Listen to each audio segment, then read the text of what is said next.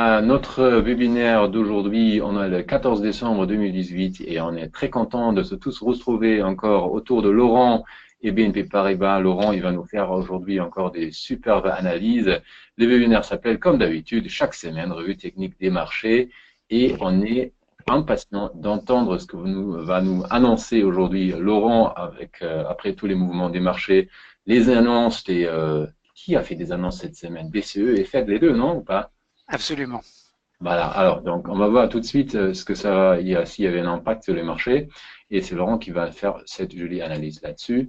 Et on a des bels sujets, mais je donne tout de suite l'écran à Laurent parce que lui, il a le jolie chart ou la jolie présentation avec les titres qu'on va regarder aujourd'hui. Voilà, qu'est-ce qu'on va regarder? Ouh là là, intéressant. Alors, Voilà, bah écoutez, bienvenue à tous. Il est 18 heures et donc de nouveau ensemble pendant une heure pour faire ce webinaire revue technique des marchés où il s'agit pour nous d'échanger avec vous sur le diagnostic qu'on peut faire sur l'évolution des marchés, en particulier des sous-jacents qui vous intéressent. Webinaire, comme vous le savez, qui est donc conduit conjointement par BNP Paribas et l'AFAT, l'Association française des analystes techniques que je représente. Alors cette semaine, on a eu, comme d'habitude, beaucoup de questions sur le marché des actions. Vous avez à l'écran le sommaire. Alexandre nous a demandé de faire un petit focus sur le secteur bancaire.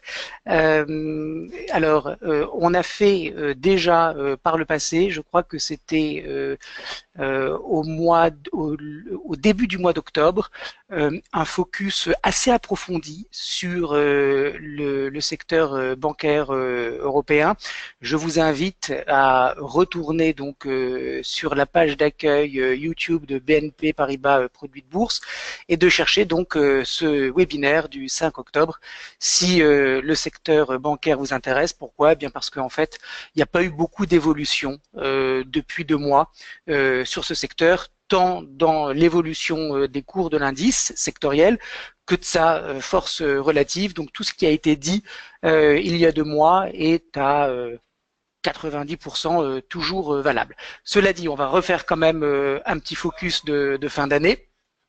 On va bien évidemment commencer par l'indice CAC 40 en hebdomadaire et en daily, comme à notre habitude.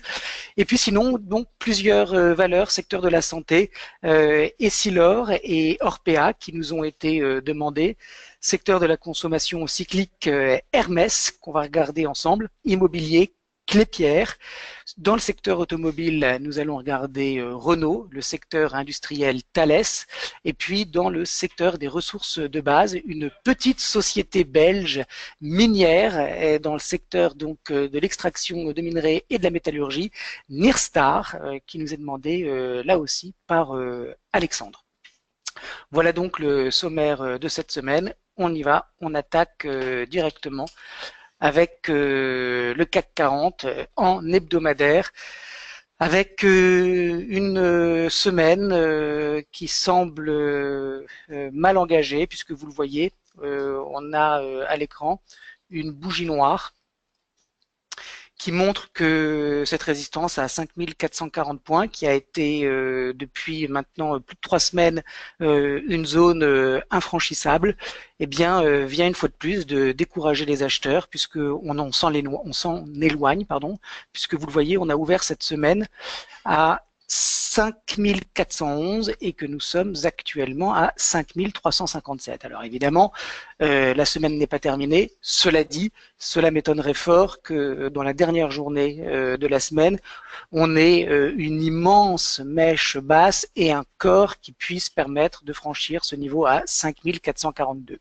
Autrement dit, sur le CAC 40, on est toujours en consolidation et on ne peut pas exclure maintenant un retour vers cette zone à 5247, 5270. Vous voyez, c'est cette petite zone que j'identifie ici. Alors, c'est un support intermédiaire, c'est-à-dire que c'est un niveau à partir duquel il pourrait y avoir encore un rebond. Je vous rappelle que cette moyenne mobile vient à proximité de ce niveau que nous avons par ailleurs une petite résistance intermédiaire qui pourrait être validée en tant que support et que si ce niveau à 5247 ne devait pas attirer les acheteurs, alors cela signifierait vraisemblablement que le CAC va retourner sur les points bas qui ont été inscrits au mois d'août et qui sont à 5000 points. 5000 points, c'est toujours le point d'invalidation de la tendance haussière. C'est un pivot qui, s'il était rompu, pourrait déclencher une figure de retournement en double top, avec, vous le voyez ici, un premier top ici, un deuxième top qui est marginalement plus haut, mais si on retournait sur 5000 points et qu'on cassait, alors on pourrait aller beaucoup plus bas dans un premier temps sur les 4800 points et puis à plus longue échéance sur les 4006. Voilà, donc pour le moment, c'est pas ce qui est en train de se passer. On va déjà surveiller ce qui se passe sur 5250 et voir si effectivement il y a un soutien de la part des opérateurs. À court terme maintenant, vous le voyez donc, je suis neutre. Ce support ici à 5350 points a été enfoncé, réintégré, recassé, réintégré, puis on est en train de repasser dessous de nouveau. On a des moyennes mobiles qui sont plates. On a un RSI qui est maintenant un RSI de bear market avec un pic à 60 et un creux à 24. On a un ADX qui montre qu'il n'y a plus aucune direction sur ce CAC 40 avec un DI- qui est en train de prendre l'ascendant et vraisemblablement en phase de réaccélération haussière vers 35 et potentiellement vers 42. Alors, ce que ça nous dit, c'est que on est sur un indice qui est toujours neutre, qui n'est pas encore en tendance baissière. Il y a deux niveaux à surveiller à très court terme, à la hausse, c'est le passage, le franchissement de la résistance à 5440. Si les acheteurs arrivent à faire dépasser ce niveau, alors le CAC ira vers 5525. Si au contraire, on a une pression vendeuse qui continue de se renforcer, et c'est ce que nous dit le DI- actuellement, alors ça veut dire qu'on va retourner vers 5300 points. Et là, pour le coup, on a une zone entre 5300 et 5255. Si cette zone est enfoncée en clôture, alors on retournera très vite sur 5200 et potentiellement vers les 5150. Voilà, donc on a manifestement des acheteurs qui sont, en tout cas qui ont l'air pour le moment très peu convaincus, peu d'appétit pour le CAC, et on retrouve évidemment cette physionomie neutre, voire légèrement baissière sur les autres indices européens. Un mot sur ce qui se passe aux États-Unis avec un S&P qui pour le moment ne donne pas de signal de renversement, mais qui pour moi est suracheté à très court terme. Je ne vois aucun potentiel haussier à très court terme sur le S&P et cela évidemment ne plaide pas pour un franchissement des 5440 points sur le CAC. Voilà ce qu'on pouvait dire sur l'indice parisien. Y a-t-il des questions ou est-ce qu'on enchaîne directement sur le secteur bancaire? Non, mais il y a Yvonique qui a posé la question, en fait, est-ce qu'il est le temps d'acheter Nexens? Mais peut-être on peut regarder ça à la fin de l'émission. Oui, alors je vais le noter. Voilà. Et puis si on aura, je pense, le temps, on ira regarder Nexens. Alors on va regarder maintenant donc le secteur bancaire.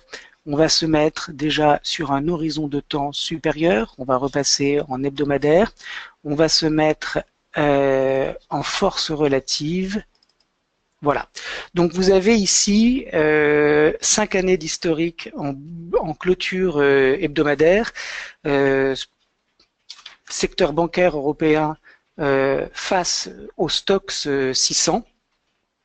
Et on est sur un ratio qui fait du surplace maintenant depuis presque un an, même un an, puisque regardez, on a fait ce petit sommet en décembre 2016 et qu'on est dessous pour le moment. Donc vous le voyez, aucun momentum sur le secteur bancaire. Et depuis que nous avons fait notre dernière analyse en septembre, enfin plutôt début octobre, sur ce secteur, eh bien vous le voyez, en force relative, il s'est encore affaibli puisqu'il était le ratio à 48,70 et qu'il est maintenant à 47,65. Donc on a manifestement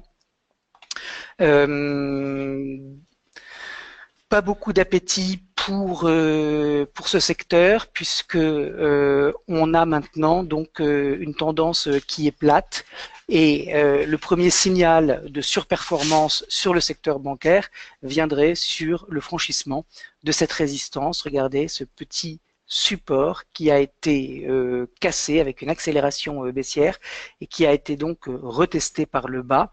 C'est devenu une résistance et on s'en éloigne maintenant.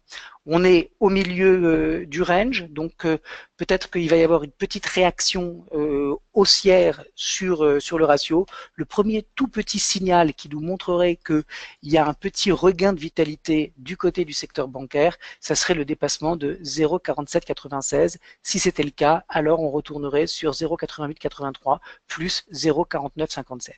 En tout cas, pour répondre à Alexandre, pour le moment, il n'y a pas d'intérêt particulier à rentrer sur le secteur bancaire. Peut-être que lorsque le ratio reviendra près du support, il y aura une réaction et ça nous permettra d'avoir un meilleur prix. Mais en tout cas, pour le moment, on est au milieu du range dans une tendance, regardez, avec des sommets qui sont tous pour le moment descendants et des creux qui le sont également. Autrement dit, un secteur qui sous-performe le Stoxx 600 depuis le mois de juillet.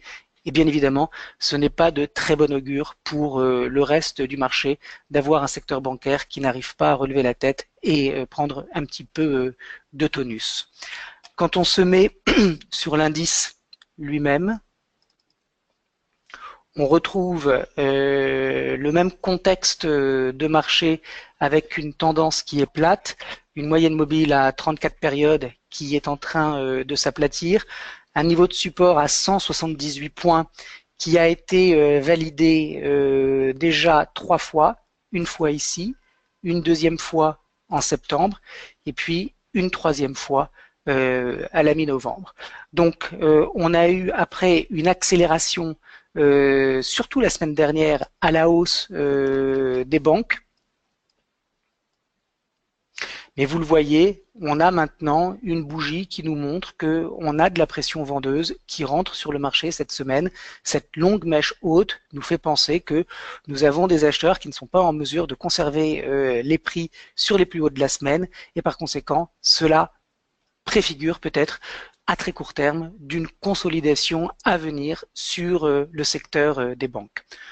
Quand on se met en bougie quotidienne, on voit donc que on est là aussi sur un marché qui est neutre.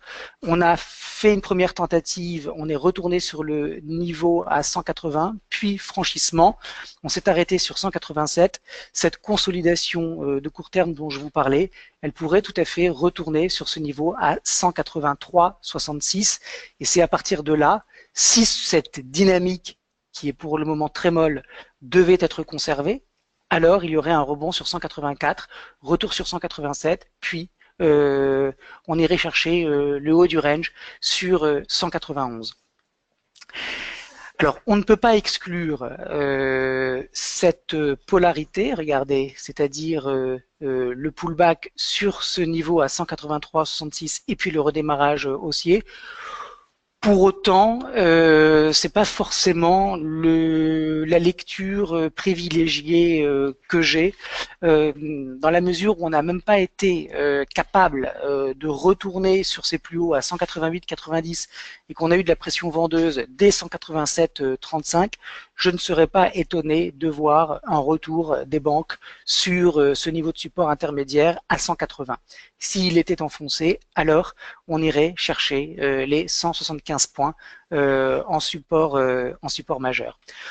Tout ça pour dire, Alexandre, que pour le moment, il n'y a pas de momentum ni à court ni à moyen terme sur le secteur bancaire et que par conséquent, il n'y a pas d'intérêt particulier à rechercher les banques en portefeuille.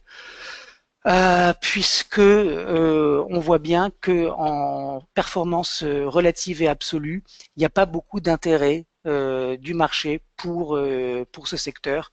Autrement dit, j'ai envie de vous dire wait and see, et on va donc observer ce niveau à 180 points parce que c'est à mon avis là que les choses sérieuses vont s'engager. C'est-à-dire que ceux qui croient vraiment qu'il est pertinent à court terme de revenir sur le secteur peuvent tout à fait défendre ce niveau à 180. Voilà ce qu'on pouvait dire sur ce secteur bancaire, donc qui n'a pas beaucoup évolué depuis maintenant 2 mois et qui par conséquent nous suggère que étant relativement flat, un secteur bancaire qui ne progresse pas, je vois mal le CAC 40 progresser de manière significative et durable sans l'aide des banques. Voilà, s'il n'y a pas de questions sur cette analyse, on continue. Non. Il y a encore une autre pour la fin de webinaire, mais attention, peut-être on n'aura pas le temps de répondre à toutes les questions. Alors, on continue, Falco, avec maintenant Essilor. Là aussi, c'est Annie qui s'interroge sur le titre. Alors, je vais mettre 10 ans d'historique pour vous montrer un petit peu d'où on vient. Il y a effectivement une tendance haussière depuis 2009 qui était en place.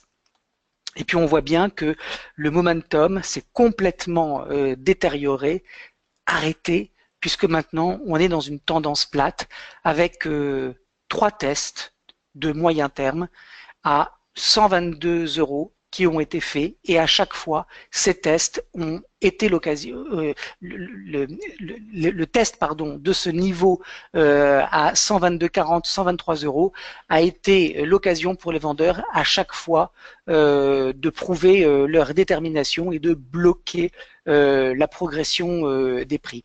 Des prises de bénéfices, et puis ça s'est transformé en distribution, et puis vous le voyez maintenant, on est vraiment dans un marché qui ne fait plus rien, puisque regardez, la semaine dernière, nous avons clôturé sur le prix qui était celui de la semaine du 20 juillet 2015. Autrement dit, ça fait plus de 2 ans que Essilor ne fait plus rien. Le range va de 122 à 100, autrement dit un gros 20% d'amplitude.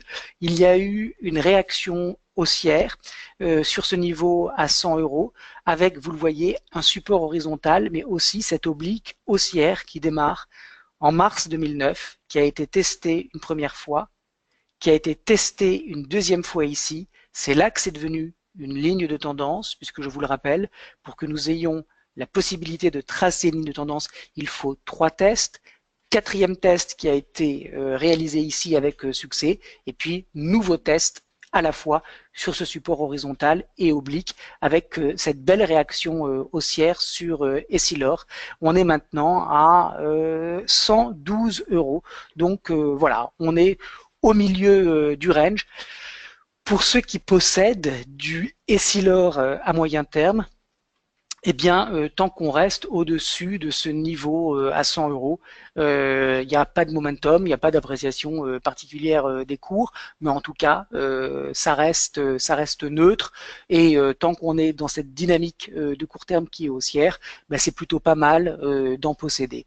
Seul le franchissement des 122,39 € permettra un rafraîchissement de la tendance haussière, une confirmation de ce mouvement de long terme entamé en 2009 et qui est haussier avec des nouvelles cibles, à savoir 132,43 et puis 139,72.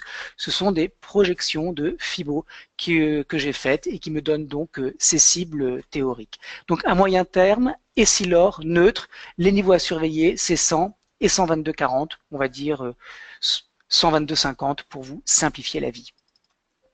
Alors, quand on est maintenant à court terme, On voit en revanche que on est dans une dynamique qui est positive, puisqu'on a creux, sommet, ascendant. C'est la définition d'un mouvement haussier avec l'inscription donc d'un nouveau pic depuis le creux du mois d'octobre. Alors, les niveaux qui sont importants à surveiller à court terme, c'est 115 €. Si on dépasse ce nouveau pic, alors on aura donc un nouveau sommet dans ce mouvement de court terme et par conséquent une confirmation de cette tendance de très court terme. Les niveaux à surveiller à la baisse, c'est entre 109 et 110 € qui sont des niveaux d'achat potentiels pour accompagner le mouvement haussier. Le niveau de prix qui invalide cette dynamique haussière de court terme, eh bien c'est 106 €, c'est-à-dire, vous le voyez, cette zone de support à partir de laquelle le marché a accéléré à la hausse. Alors on est allé chercher la zone des 115 €, ce n'est pas un hasard puisque vous le voyez, c'est la borne haute du gap baissier. Vous savez que les gaps baissiers en l'occurrence sont des zones potentielles de résistance. Eh bien cela a été vérifié avec la formation de cette étoile du soir, avec vous le voyez cette bougie blanche, cette toupie et cette longue bougie d'avalement baissier. C'est une étoile du soir qui vient valider logiquement le gap baissier qui avait été donc ouvert en juillet de cette année. La réaction a donc été vive et immédiate. On a essayé de faire sur cette moyenne mobile exponentielle à 10 périodes que j'affectionne pour arbitrer les creux des mouvements impulsifs de très court terme. Eh bien, on est venu se reposer sur cette 10 périodes exponentielles avec un test et puis une deuxième bougie, une toupie, et puis ici on a un doji longue jambe, c'est-à-dire, enfin c'est pas exactement un doji puisqu'on a un petit corps, ça serait une toupie longue jambe, c'est-à-dire un tout petit corps qui montre que les cours de clôture sont très proches de ceux d'ouverture et une grande variation des cours en intraday avec un test, quasi-test de la résistance à 115 €, mais vous le voyez, là encore, les acheteurs n'ont pas du tout été en mesure d'absorber toute l'offre qui se présentait sur ce niveau de résistance et par conséquent, le marché a reculé.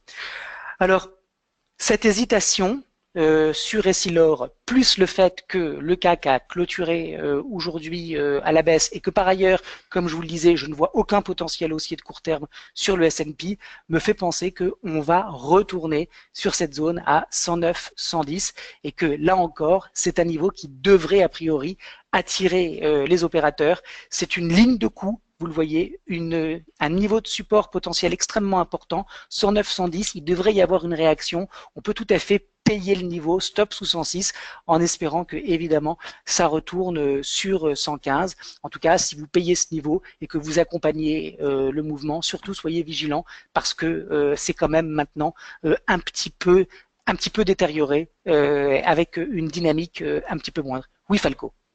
Il y avait une question en fait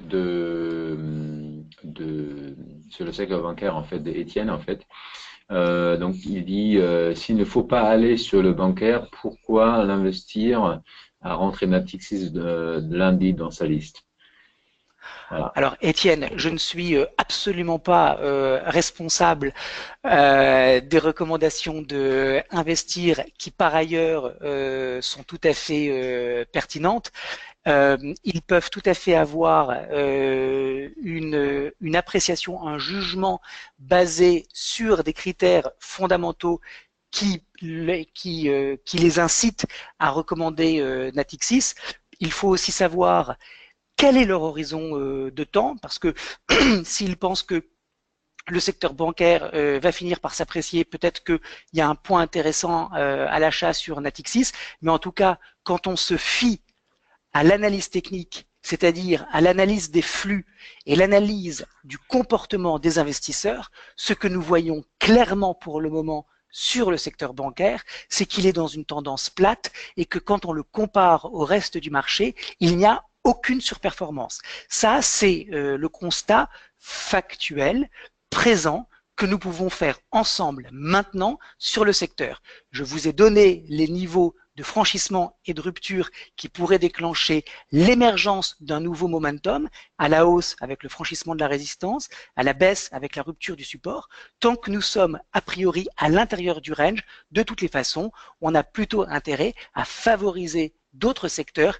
qui, eux, sont dans une dynamique qui reste positive ou négative si on aime la vente à découvert. Voilà, donc Étienne, je pense que la meilleure chose que vous ayez à faire, c'est d'envoyer un petit email ou d'aller dans le chat, non pas de la revue technique des marchés, mais de Investir les Échos, pour leur demander quelles sont les raisons pour lesquelles ils recommandent Natixis à l'achat. Natixis qui, par ailleurs, est un bon titre sur les banques.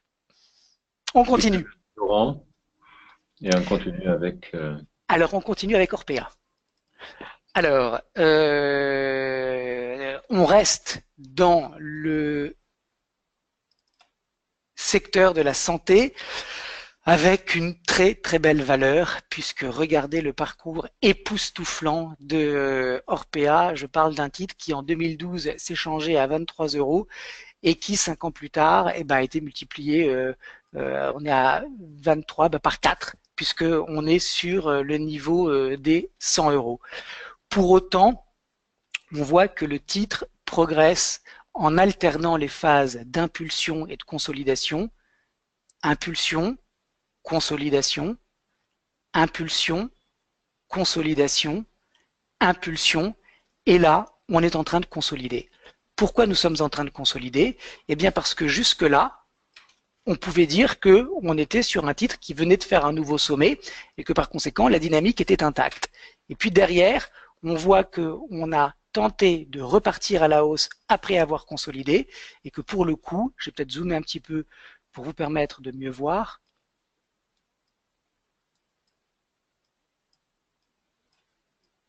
Voilà. En zoomant en hebdomadaire, on voit qu'il y a eu un formidable rebond sur la zone des 100 € sur Orpea. Et puis, cette semaine, un contre-pied tout aussi puissant qui invalide quasi complètement le retour des appétits ou en tout cas des intérêts acheteurs sur le titre. Donc, sur Orpea, à moyen terme, on est sur un titre qui est en train donc de commencer ce qui me semble être une consolidation. Le niveau qui, en clôture hebdo, signalerait la reprise de la tendance haussière, c'est le dépassement des 105,94, 106 €.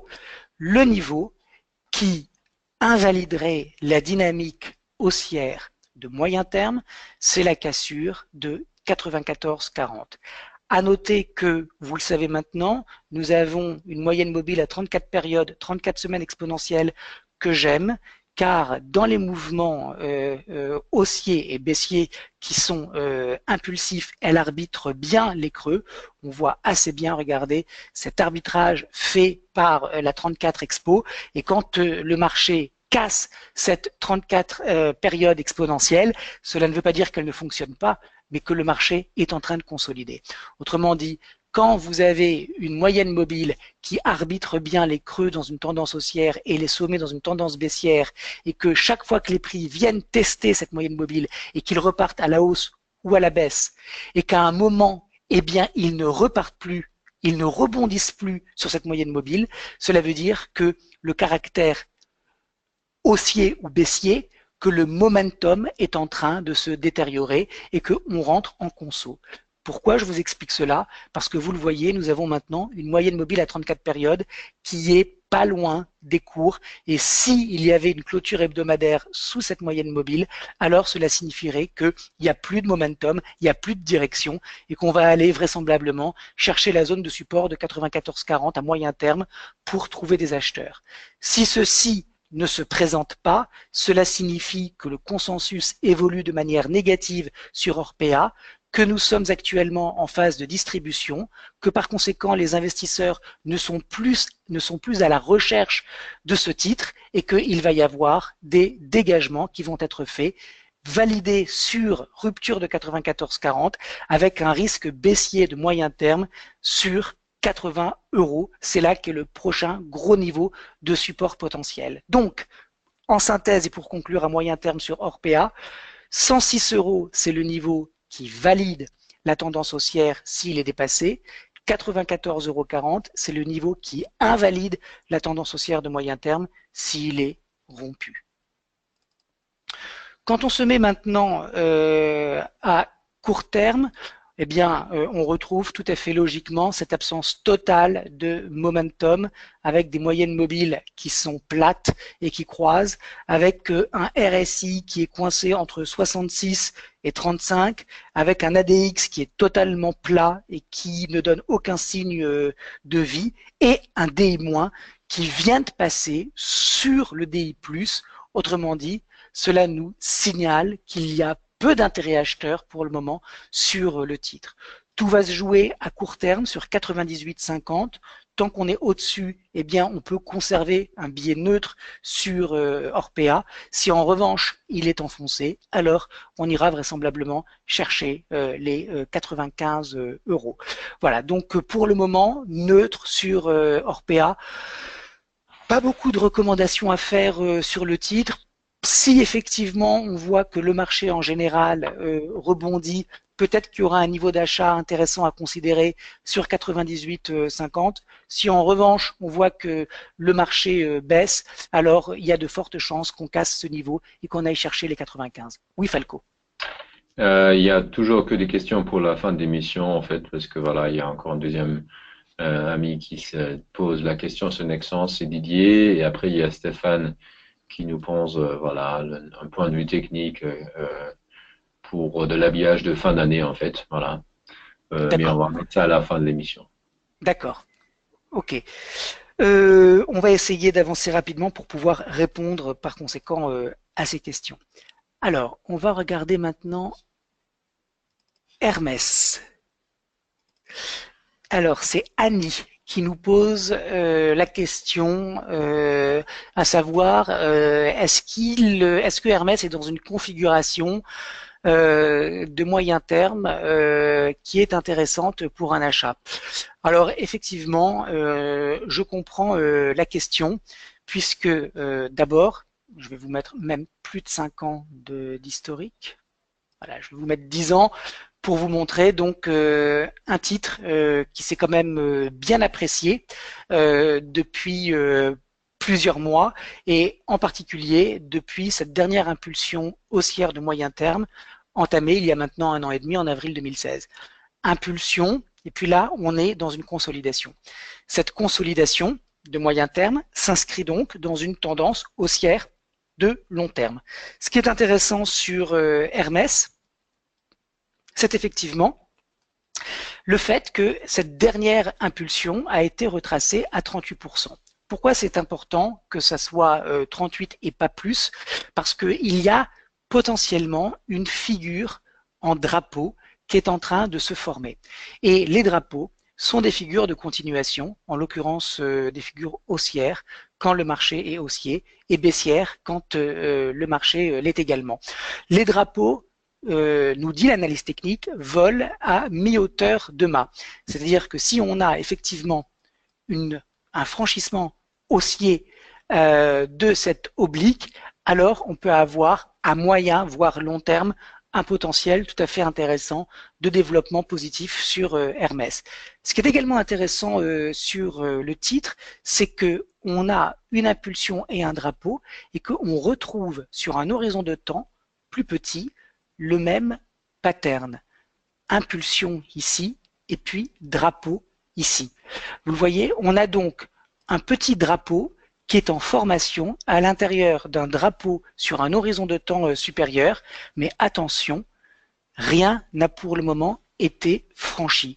Autrement dit, ce n'est pas parce qu'on a une figure technique qui apparaît sur notre chart que cela veut forcément dire qu'elle va être validée. Pour le moment, on reste coincé sous cette oblique baissière, et on voit bien qu'on a un petit peu d'accumulation sous ce niveau à 450, mais pour le moment, on ne franchit rien, donc attention.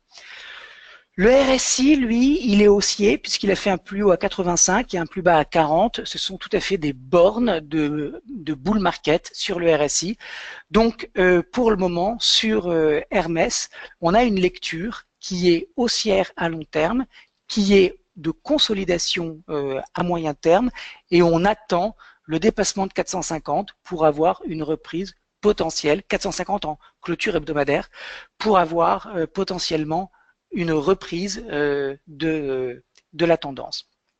Bon, je le répète pour la troisième fois, comme je ne suis pas très haussier pour le moment sur les marchés à court terme, je ne pense pas que d'ici demain ou même la semaine prochaine, et donc par effet mécanique, d'ici la fin de l'année, on va dépasser les 450. Si effectivement il y a un démarrage haussier sur Hermès, je pense qu'il faut plus anticiper ce démarrage d'ici 2018, d'ici le début de 2018, plutôt que dans les prochains jours. Alors, quand on passe sur du court terme, ben, c'est très mou ce qui est en train de se passer parce qu'on avait une tendance haussière démarrée en septembre et puis on a consolidé, vous le voyez, sous ce niveau de résistance à 450 et puis on s'est repris, mais pour le moment, on a une petite résistance à 444,50 qui n'a pas été dépassée. Bon, ça veut dire quoi concrètement? Ça veut dire que vous le voyez, on est dans une phase de consolidation assez importante sur le titre et que on a une grosse zone de résistance entre 450 et 457 et que par conséquent il va falloir quand même pas mal de force de la part des intérêts acheteurs pour arriver à extraire le prix de cette zone entre 450 et 457 qui correspond à un gap baissier que je vous indique ici. Donc neutre sur Hermès. C'est un titre qui est fort, c'est un titre qui a beaucoup progressé, c'est un titre qui maintenant consolide et qui ne montre pas, en tout cas dans l'immédiat, un momentum à court terme et à moyen terme qui est très intéressant. On voit un ADX à court terme qui est en train de repiquer vers le bas avec un DI moins et plus qui s'enchevêtre, autrement dit, pas beaucoup de directionnel sur le titre. Donc, oui pour Hermès, peut-être pour les 6 prochains mois, avec, vous voyez, un horizon de temps un petit peu plus large, mais là, tout de suite, j'ai du mal à voir un courant acheteur significatif se développer de manière durable. Il y a Laurent, il y a Daniel qui dit dans le même secteur de luxe, Kering et LVMH présentent les configurations très similaires en fait. Oui, alors c'est tout à fait possible. Kering avait ouvert un gap haussier qui a été l'occasion d'un grand débat chez les techniciens de marché parce que si le gap avait été comblé, on aurait pu l'identifier, l'interpréter comme un gap d'épuisement. Les cours sont retournés à l'intérieur, ils sont repartis à la hausse. Enfin, on voit bien que de toutes les façons, il y a un petit coup de mou qui est en train d'arriver sur les marchés européens qui sont moins robustes que les marchés américains, avec une espèce de frilosité générale qui est en train de gripper un petit peu tout l'élan acheteur qu'on avait vu ces dernières semaines, puisque vous voyez, ça fait à peu près une vingtaine de séances maintenant qu'il ne se passe plus grand-chose sur les marchés. Allez, on continue avec Clépierre. On passe donc au secteur immobilier avec un titre à moyen terme qui fatigue. J'en veux pour preuve ces sommets qui sont baissiers, autrement dit, cette pression vendeuse qui rentre à chaque fois un petit peu plus tôt sur le marché et qui nous montre que on a effectivement un désintérêt des acheteurs pour le titre. Un niveau de support extrêmement important puisqu'il a été résistance, qu'il a été validé une fois ici, une deuxième fois à 2 occasions et puis une troisième fois récemment. Autant dire que ce niveau à 32,50 à moyen terme est extrêmement important et que s'il était enfoncé, alors on irait vraisemblablement chercher le niveau suivant autour des 28,75 €. Je n'exclus pas sur Clépierre une rupture de ce niveau de support parce que justement on voit cette pression vendeuse qui rentre à chaque fois sur le marché sur des niveaux de plus en plus bas et ça va forcément à un moment compresser les prix et peut-être les obliger, les acheteurs, à lâcher sous le coup de la pression vendeuse ce niveau à 32,50. En tout cas, pour le moment, on est à 35. J'ai donc une lecture sur Clépierre qui est neutre à moyen terme avec un niveau à surveiller à 32,50 avec un premier niveau de résistance à 38,34 qui, s'il était dépassé, relancerait un petit peu la dynamique positive du titre, puisqu'on irait chercher par la suite les 41 à 28. Ce n'est pas mon scénario préféré. Pour le moment, j'ai plutôt une lecture sur un nouveau test de cette zone à 32,50. Quand on est à court terme, la lecture est différente, puisque vous le voyez, on est sur un titre qui est dans une dynamique positive, avec un niveau de support immédiat à 34,40. Tant que ce niveau tient, alors on est sur impulsion, consolidation, et puis de nouveau impulsion, mais ça pourrait tout à fait être un niveau d'achat. Donc vous le voyez, on est en présence de titres sur lesquels on peut faire des interprétations un petit peu différentes, puisque quand on se met à moyen terme, je vous dis qu'on voit de la pression vendeuse, quand on se met à court terme, je vous dis qu'il y a un mouvement ascendant qui est en place. Donc ça veut dire que la temporalité est extrêmement importante sur des titres comme Clépierre et qu'il ne faut pas se tromper quand on rentre sur le titre et qu'il faut bien avoir des objectifs et comprendre sur quel horizon de temps on intervient. Si on casse 34,40, alors ça signifie qu'on va vraisemblablement aller chercher 33,50 puis 32,40. Si au contraire on va dépasser ce niveau à 35,83, 36 euros, alors ça veut dire qu'on va aller chercher les 36,94. Cette longue bougie noire, pour moi, est de mauvais augure. Parce qu'il y avait un niveau de résistance qui avait été donc un sommet dans la baisse à 35,83 et ce sommet, il a été marginalement dépassé et réintégré et il a été en fait le prétexte pour avoir une très grosse pression vendeuse qui rentre. Derrière, c'est vrai qu'il n'y a pas beaucoup de suivi. Autrement dit, on est vraiment en conso, mais cette bougie noire m'alerte sur un risque baissier qui pourrait survenir. C'est pour ça que si vous êtes rentré à court terme sur Clépierre et que vous accompagnez depuis la fin octobre ce mouvement positif, attention, sur rupture de 34,40, sortez, parce que le risque c'est d'aller sur 33,50 et puis ensuite 32,50.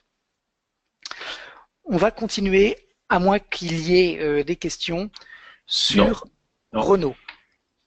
Alors, Renault, aucun momentum sur le titre. On est sur des niveaux de prix qui sont ceux de février 2015, autrement dit, aucun intérêt à moyen terme ou long terme à posséder du Renault du point de vue technique, puisque vous le voyez, il y a des grands swings, mais fondamentalement, c'est un titre qui ne progresse absolument plus depuis le printemps 2015, c'est-à-dire depuis 2 ans et demi.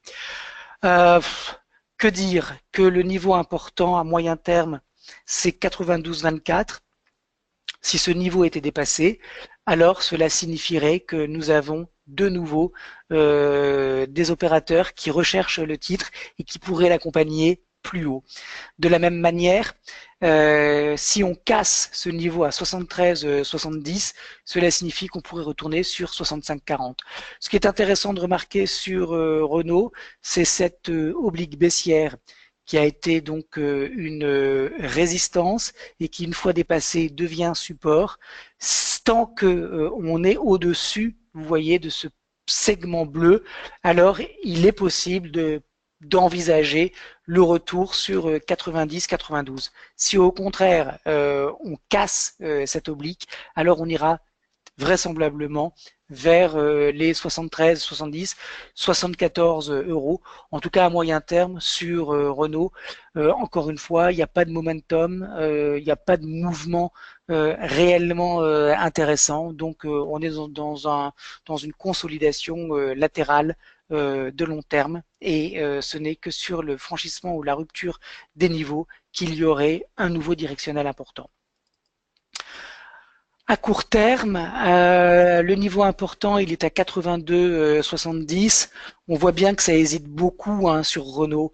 On a eu ce franchissement de résistance avec ce gap haussier, ça n'a absolument rien donné puisque derrière, on est reparti à la baisse. Autrement dit, c'était un piège vers les 90 euros. Et puis, en quelques séances, on est repassé sur la zone des 85 euros. Pour le moment, il y a absolument rien à faire ni à dire de particulier sur le titre. À court terme, c'est la zone des 87 euros qui, si elle était dépassée, permettrait un retour sur 92. Et à la baisse, c'est sur rupture de 82,70 qu'il pourrait y avoir un risque baissier sur 81 et sur cassure sur les 74. Voilà, donc aucun momentum sur Renault. C'est Pierre qui nous posait la question. À moyen terme, Pierre, vous voyez vraiment pour le moment, il n'y a pas d'intérêt particulier à posséder ce titre. Thales maintenant. Alors là, pour le coup, on est sur un titre en hebdomadaire qui a eu un très beau parcours. C'est un titre qui appartient au secteur industriel. C'est un secteur qui a surperformé en 2017. Et là, sur Thales, on est un petit peu à la croisée des chemins, puisque le support de moyen terme, il est à 84,50. Regardez, c'est le dernier creux, celui qui précède le dernier sommet. Autrement dit, tant que ce niveau est défendu par les opérateurs, on peut conserver un biais haussier de moyen terme. Si 84,50 devait être enfoncé, alors le risque, c'est de retourner sur 80, puis sur 75-66. Alors je dis que Thales est à la croisée des chemins parce que, vous le voyez, on a déjà fait donc une correction en ABC depuis le précédent sommet et que s'il n'y a pas une réaction significative maintenant, eh bien il y a sur rupture du support un risque de voir beaucoup de dégagement se faire.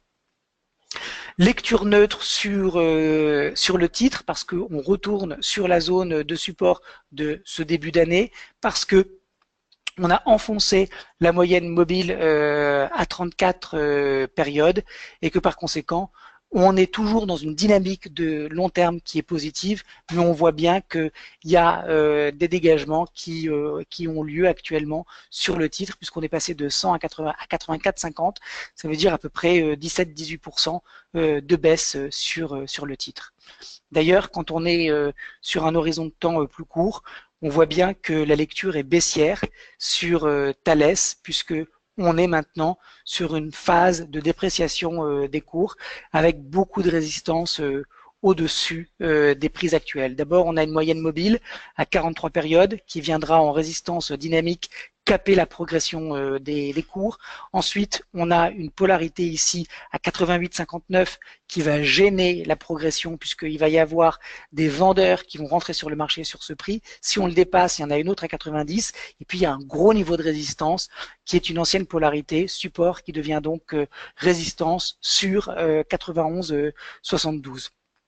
Autrement dit, on a à court terme une phase de dépréciation des cours qui est significative avec beaucoup d'obstacles à la hausse, donc pas positif à court terme sur Thales.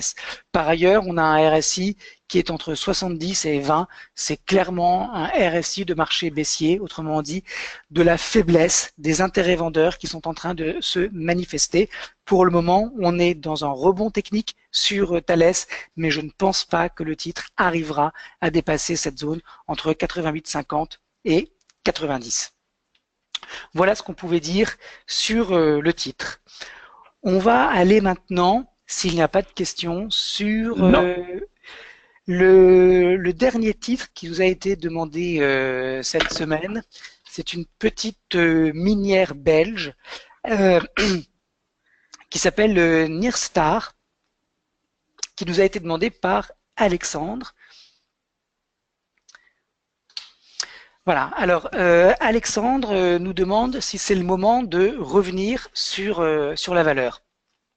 Alors, je vais vous faire travailler un tout petit peu.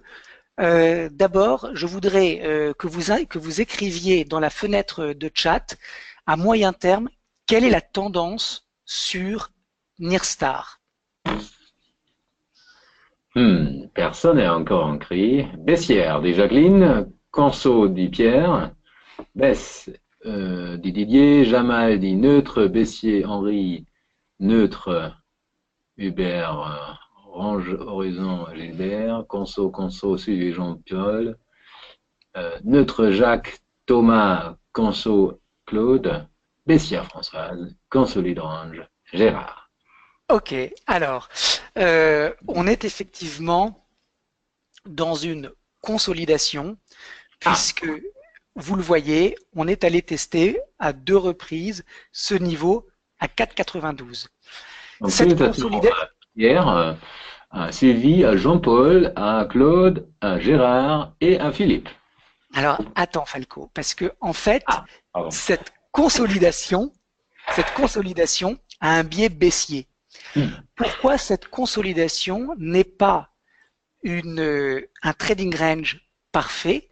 Eh bien parce que on est allé chercher le support ici à 4,92, donc tout va bien, mais quand le marché a progressé, les acheteurs n'ont pas réussi à faire progresser les cours jusqu'à la zone de résistance à 7,98. C'est-à-dire que la pression vendeuse s'est manifestée avant que les prix retournent sur la zone de résistance. Il y avait donc une impatience des vendeurs à reprendre le contrôle des échanges. Et d'ailleurs, cette impatience, elle se retrouve avec cette combinaison de 3 bougies en étoile du soir, encore une fois, étoile du soir qui n'a même pas été formée sur la résistance, mais en dessous. C'est donc manifestement, à moyen terme, un marché qui consolide, mais attention, on remarque de la faiblesse sur ce marché parce qu'il n'a pas été en mesure de retourner sur le niveau de résistance. Alors une fois qu'on a dit ça, donc consolidation baissière. Maintenant qu'on a dit ça, la question est de savoir si à moyen terme, il est judicieux de payer Nirstar parce que c'est vrai que les prix ne sont pas n'importe où, ils sont sur une toute petite polarité intermédiaire, c'est-à-dire que quand le marché est allé chercher les 4,92, il y a eu un rebond qui s'est passé en 4 semaines, il y a eu un retour sur le support qui s'est fait en 1 semaine, et puis derrière, on est reparti à la hausse.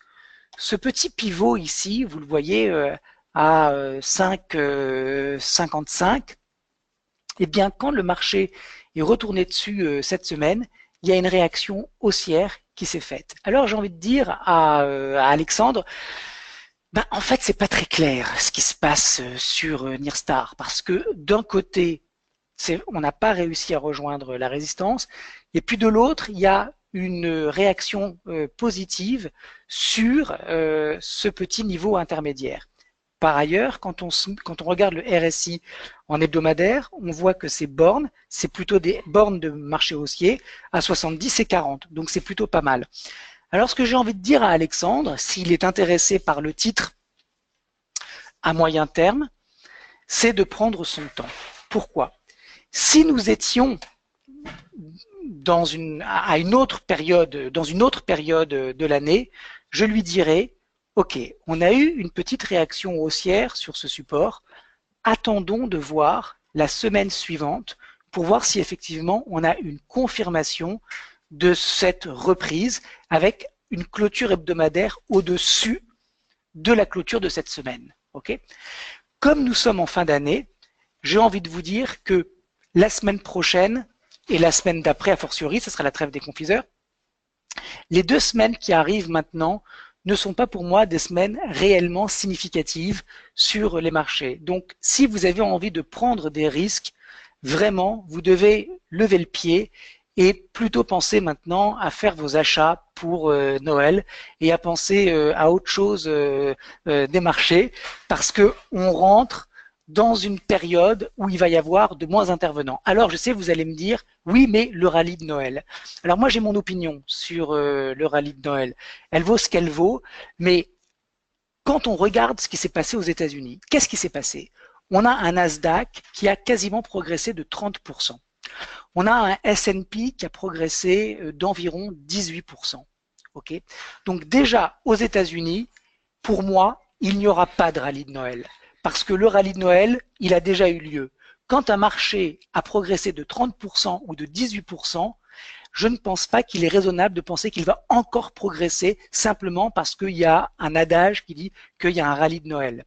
Donc, aux États-Unis, il n'y a, à mon sens, aucun potentiel haussier d'ici la fin de l'année.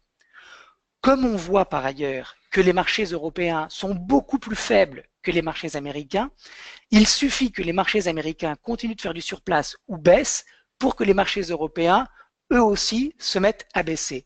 Donc, Alexandre, si effectivement cette zone elle est intéressante à payer, je vous donne rendez-vous en janvier 2018 quand tout le monde sera de retour pour voir si effectivement il y a quelque chose à faire sur Nirstar.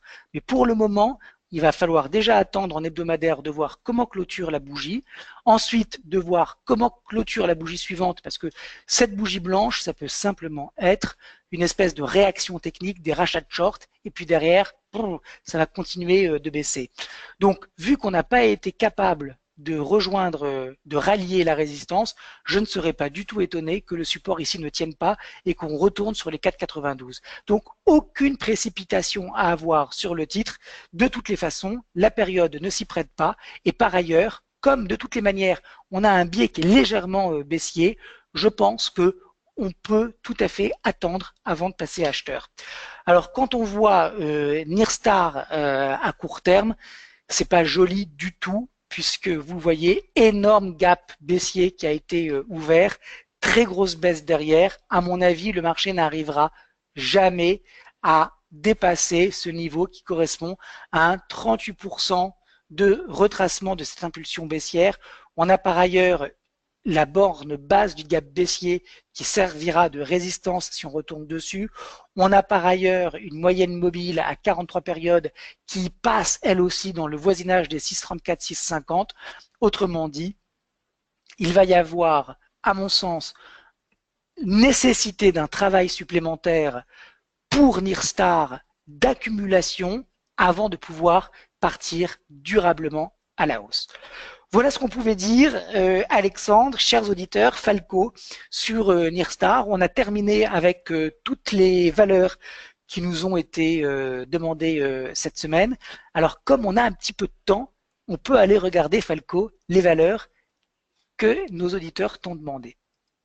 Ah, parfait, on va faire tout ça. Je vais te dire, donc il y avait d'abord Gilbert qui a dit que pour fin d'émission, que faire avec Atos, si l'on a acheté il y a 3 semaines en fait. Alors, attendez,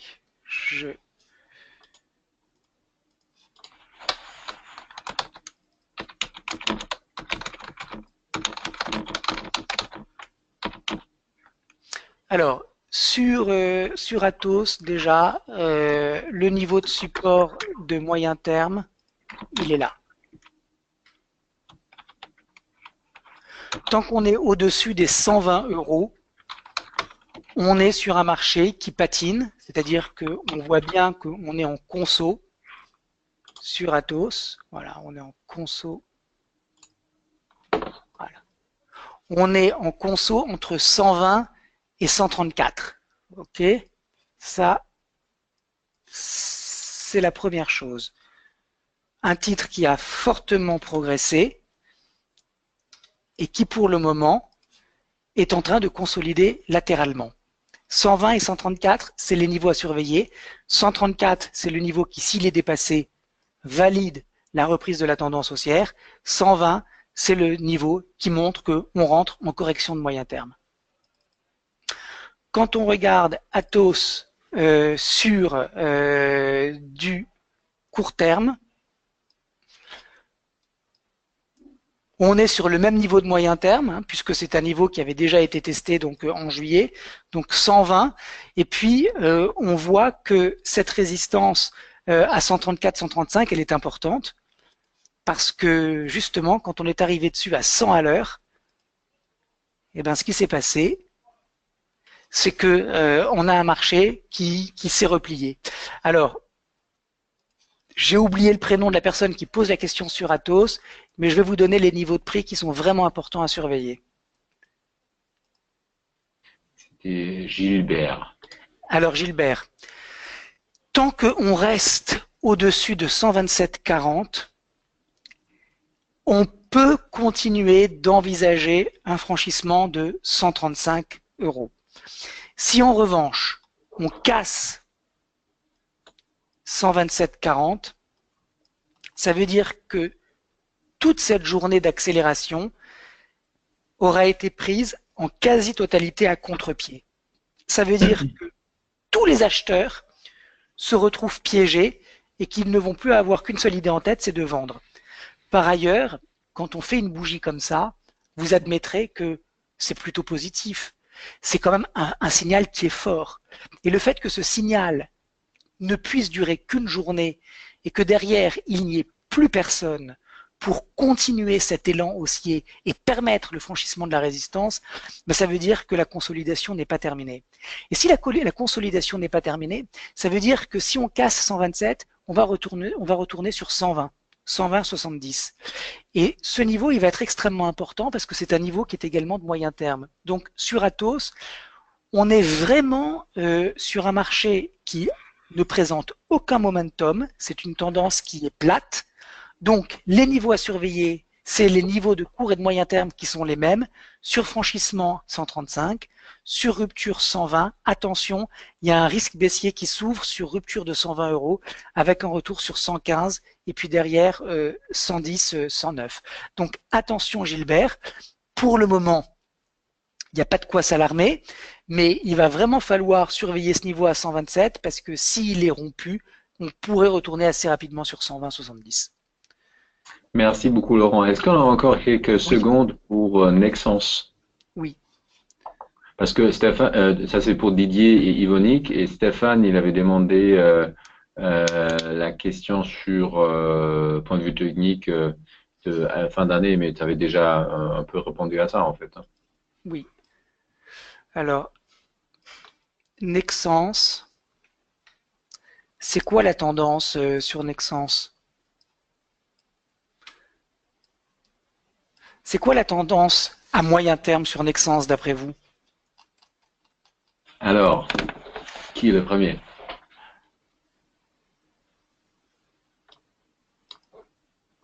Flat, dit Gérard. Françoise, consolidation. Hervé Bessière, neutre, neutre par Louis-Marie. Henri, Claude, conso.